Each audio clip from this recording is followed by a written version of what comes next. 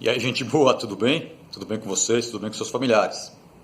Olha lá, já passamos da metade de junho já estamos indo bem nas suas aulas. Espero que você esteja assistindo, tá? Se você estiver assistindo a aula, vai dar tudo certo. Se você estiver atrasando para assistir, não dá muito certo, tá? Mas eu espero que você esteja assistindo sim. Eu sei que tem muita gente assistindo direitinho. É assim que funciona. Por quê? Eu dou a aula aqui e depois quando a gente se encontra eu vou fazer a lição. Se você assistiu a aula, você sabe do que eu estou falando lá na hora da lição. Se você não assiste a aula, você fica perdidaço lá. Então, ó, quando eu mando a aula para vocês, a aula tá lá, a aula tá no Akadesk, a aula tá no YouTube. Você entra, assiste, tá? Não precisa assistir. O ideal seria que você assistisse na mesma hora da aula. Ah, mas não deu, eu tive que fazer outra coisa. Tudo bem, a aula gravada tem essa vantagem. Você pode assistir outra hora. Só que tem que assistir, tá? Você assiste a aula para fazer a lição e quando a gente se encontra para corrigir a lição ou tirar alguma dúvida, é para isso que funciona. A aula gravada, você está gravando aí o conteúdo, vai vendo pelo livro. A aula ao vivo é para a gente conversar e tirar dúvida. Tudo bem? Então, ó, lembra, pega nosso livro aí, tá? Pega ele aí, que eu vou esperar e quando você está pegando vai me ouvindo. Nós já vimos todo o grupo do reino vegetal. Lembra? Já vimos todo o reino vegetal. 4 grupos principais, as briófitas, as pteridófitas, as gimnospermas, as angiospermas. Vimos os tipos de... Depois a gente viu as estruturas, os órgãos, né?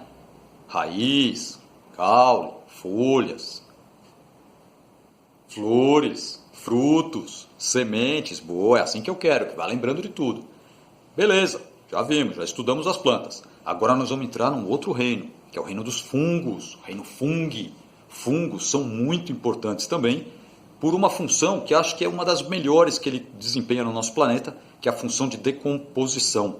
A maioria da matéria, os seres vivos quando morrem, eles vão ser decompostos. Eles podem ser decompostos por bactérias e por fungos. Então uma vantagem dos fungos no planeta é essa parte da decomposição. E nós, humanos, aprendemos também a usar os fungos na nossa alimentação e também para ajudar a produzir, inclusive, remédio. Nós vamos ver tudo isso aqui. Então pega o livro aí, por favor, página 76. O que eu quero que você faça? Enquanto eu estiver lendo aqui, eu gostaria que você estivesse acompanhando aí, igual a gente faz na sala. Na sala de aula não é assim? Eu leio, um colega lê e a gente vai acompanhando. Então faz igual. Por quê? Quanto mais parecido com a sala, melhor a aula, certo? A gente está mais acostumado com esse tipo de aula assim. Então vamos fazer igual. Pega o livro. Tem várias imagens de fungo aqui para você olhar. Cogumelos, cogumelos, cogumelos. Vamos com calma, tá? Vai acompanhando comigo aí. Conhecer mais sobre os organismos e suas interações com o ambiente permite o desenvolvimento de ações positivas para a manutenção da biodiversidade. Essa palavra é muito falada, biodiversidade, vários tipos de seres vivos. Os fungos, cogumelos, bolores, mofos e leveduras são seres vivos encontrados em todas as regiões do planeta, do mar até o alto das montanhas. Interessante, você nem pensava nisso, né? Aí tem aqui, ó, alguns exemplos para você olhar. Aqui do cantinho tem um pensa e responda. Que característica perceptível desses seres vivos se assemelham com as plantas? Muita gente antes até achava que eles pertenciam ao reino das plantas. Por causa disso, que é essa ideia. Na hora que você olha, parece que eles estão ali, ó, presinhos, fixos, né? Então essa ideia dava a ideia de que eles eram plantas. Porque eles estão sempre fixos em algum lugar, como se fosse uma plantinha presa pela raiz em algum lugar. Só que depois foram vendo que, na verdade, ele não tem uma raiz, ele tem uma outra estrutura e outra. Ele não produz o próprio alimento. Então, ele não é um autótrofo, ele não faz fotossíntese, não faz nenhum processo de produção de alimento. Ele precisa se alimentar igual a gente. Então, aí ele dê motivos que tiraram ele do reino das plantas. Mas essa é a ideia, tá? Do Pensa e Responda. Por que ele pode parecer com planta? Porque eles ficam fixos, tá? Características dos fungos. Pega um lápis aí que você vai grifar. Pegou? Vai lá. Agora não, tá? Agora eu vou só ler. Em vários aspectos, os fungos são parecidos com plantas. E por isso, durante muito tempo, foram classificados no mesmo reino. Acabei de falar. Atualmente, os fungos são classificados em um reino próprio. O reino fungi. A maioria dos fungos é constituída por células, várias, né? São pluricelulares. E tem em comum as seguintes características. Agora você vai grifar. Pega o lápis aí. Não realiza fotossíntese. Não consegue fazer fotossíntese. Então não consegue produzir o próprio alimento, não é autótrofo. Grifa outra.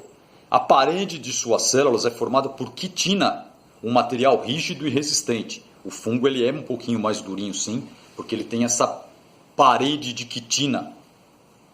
Grifa outra. Apresenta corpo formado por um emaranhado de filamentos chamados hifas. Isso é bem característico, só fungo tem hifa. Outro. Digere o alimento fora da célula que forma seu corpo e posteriormente o absorve. Então ele precisa se alimentar igual nós, tá? Então ele não consegue produzir o próprio alimento, então ele digere esse alimento fora da célula e depois absorve o alimento. Tem um nome para isso? Não precisa se preocupar, é saprófita, tá? Mas não precisa se preocupar com esse nome, só pensa nisso como um decompositor. Aí está mostrando aqui, ó, as hifas, tá? Que parece uma raiz, mas não é. É um conjunto de filamentos, as hifas. Aqui em cima também mostra os filamentos onde vão formar os esporos para a reprodução. É isso que nós vamos ver agora. Acompanha comigo aí. A reprodução dos fungos. A principal forma de reprodução dos fungos é a sexuada. Embora ocorra também a reprodução sexuada. As hifas produzem esporos. Esporo é como se fosse uma sementinha, não é semente, é como se fosse. Que quando maduros são transportados pelo vento, podem ser carregados para locais bem distantes. Então olha esse exemplo aqui, ó, onde está o chapéu aqui do cogumelo, pode formar esses esporos por baixo, aí bate o vento, esses esporinhos saem voando, quando eles caem em um solo úmido, principalmente, eles começam a crescer, formam um micélio, que são várias hifas, começam a crescer de novo, olha lá, hifas primordiais, até formar um novo cogumelo. Simples assim, tá? A maioria dos fungos, fungos assim, né, de chapéu, é esse tipo de reprodução. Diversidade, os tipos de fungo. Há fungos que produzem poucos esporos em hifas independentes umas das outras, enquanto outros possuem hifas que formam estruturas complexas capazes de produzir milhões de esporos. As figuras a seguir exemplificam tipos de estruturas produtoras de esporos do filo ao qual pertence cada fungo. Aí tem um tipo aqui, ó. Cada espacinho que você olha aqui dentro parece uns corredores assim, ó. Esses lugares ficam cheios de esporos na época da reprodução. Esse daqui não produz tanto. Todo fungo de chapéu assim é sempre meio perigoso. Se você encontrar um fungo, você não pode pegar lá e comer. Fala, vou comer. O único que dá para comer é o champignon, o shimeji, o shiitake, que são brancos ou cinza. Avermelhados, alaranjados, são muito perigosos. Não pode de jeito nenhum comer. Continua lendo comigo aí. Os esporos produzidos pelos basidiomicotas ou ascomicotas, os grupos, se espalham no ambiente, desenvolvem quando encontram condições favoráveis. Geralmente eles precisam de temperatura elevada, água líquida e uma fonte de alimento, matéria orgânica. Por isso que eu falei que eles são decompositores. Eles caem em cima da matéria que não está viva e vai se alimentando dela. Ou até de matéria viva também ele pode conseguir se alimentar. Nem todos os esporos germinam. Muitos morrem ou servem de alimento para outros seres vivos, principalmente micro-organismos. Agora vamos ver os fungos que podem causar doença. Fungos causadores de doença. Alguns fungos podem provocar doenças em animais ou em plantas. Das mais de 70 mil espécies conhecidas, cerca de 175 são causadoras de doenças no ser humano e animais domésticos, e cerca de 5 mil atacam vegetais de importância econômica. Fungo, uma doença simples que você já deve ter ouvido falar, micose. Micose é uma doença que está na pele e ela é causada por um fungo, dá na pele do ser humano. Algumas dessas infecções humanas ocorrem na mucosa bucal, a cândida. Às vezes a pessoa tem um fungo na língua, a língua fica áspera e esbranquiçada, pode acontecer. No couro cabeludo, pode dar fungo também. Também pertencem ao reino fungo os seres vivos que causam verrugas na batata, aí é no vegetal, podridão nos frutos e a ferrugem no trigo. Aqui na fotinho, ó, tá, tem que olhar com calma aqui, ó, tá mostrando o pé de uma pessoa com fungo no meio dos dedos ali, assim, ó, tá até uma ferida se formando. Como você tá com o livro aí, você consegue olhar melhor. Fungos como alimento, tem a parte ruim, mas também tem agora a parte boa, dá pra gente usar o fungo na nossa alimentação. Alguns fungos são comestíveis, podendo ser consumidos como alimento frescos, desidratados ou em conserva. As indústrias que produzem pão, álcool e vinho utilizam fungo para a preparação desses produtos. Em todos esses casos, usa-se a levedura, tem o nome aqui, ó, Saccharomyces, Levedura é um fungo. A gente fez uma vez uma experiência no laboratório que eu usei aquele fungo de fazer pão. Sabe, aquele fermento? Aquilo é um fungo. Se você não lembra, outra hora eu vou fazer uma experiência com isso. Conhecida como fermento biológico. A fabricação de alguns tipos de queijo também depende de fungos para que consigam o aroma e o sabor desejado. A indústria farmacêutica, olha lá, isso que eu falei que era legal, hein? A indústria farmacêutica usa fungos para produzir medicamentos. Por exemplo, a ciclosporina é usada para diminuir a possibilidade de rejeição do corpo a órgãos transplantados. Você já ouviu falar isso, né? Quando tem gente que precisa fazer transplante de órgão, aí usa um tipo de substância produzida por um fungo que ajuda o corpo a não afetar o órgão que foi trocado. É interessante. E tem um antibiótico muito bom, ó. Antibiótico penicilina era originalmente produzido a partir de um fungo, o Penicillium ispis. Foi feita uma experiência, mais ou menos sem querer, mas deu certo. E esse fungo, Penicillium, matava bactérias. Aí eles começaram a ver que, pegando esse fungo e dando para pessoas com determinadas doenças, a pessoa sarava. Então eles viram que era um fungo que, na verdade, matava uma bactéria, então ele começou a ser usado como um remédio, um antibiótico. Hoje dá para fazer isso quimicamente. Aí tem alguns exemplos aqui de fungos que dá para você comer. Tá vendo? Lembra, ó, não tem nenhum laranja aqui, nenhum vermelho. Os laranjas e os vermelhos são os perigosos. E a parte que eu falei desde o começo, que é a parte da decomposição, que é a parte importante dos fungos. A decomposição e a formação do humus. O solo das florestas é coberto por uma camada de restos de vegetação, de animais que servem de alimento para minhocas, insetos e outros pequenos animais, além das bactérias e dos fungos. Grifa aí, por favor. Agora pega o lápis para grifar. Isso, pega ele aí. A ação, grifem, a ação desses seres vivos sobre a camada de matéria morta produz o humus. Os principais agentes desse processo são os fungos e as bactérias.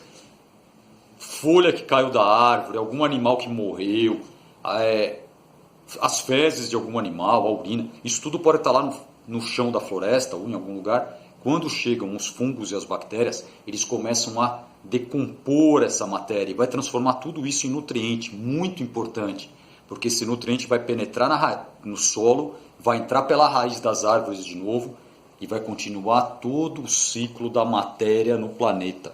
Então o fungo é muito importante. Para terminar, o humus faz parte da cadeia mais fértil do solo. Da camada mais fértil do solo. Ele é composto por substâncias que estavam nos organismos e que podem ser novamente aproveitadas pela vegetação como nutrientes, que eu acabei de falar.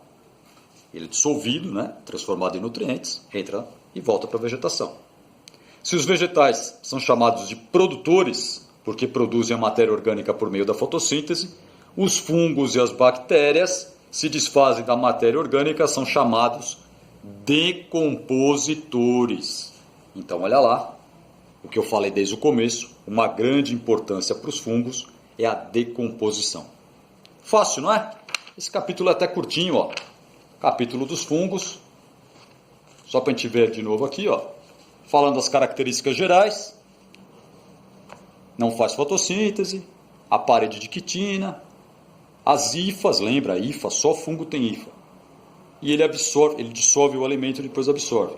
O tipo de reprodução por esporos. O vento empurra esses esporos. Quando cai, começa a crescer um novo fungo. A diversidade, tem vários tipos de fungo. Os fungos que causam doença, para a gente, volto a falar, a micose é uma doença. Na língua também pode aparecer, é um tipo, que é a cândida.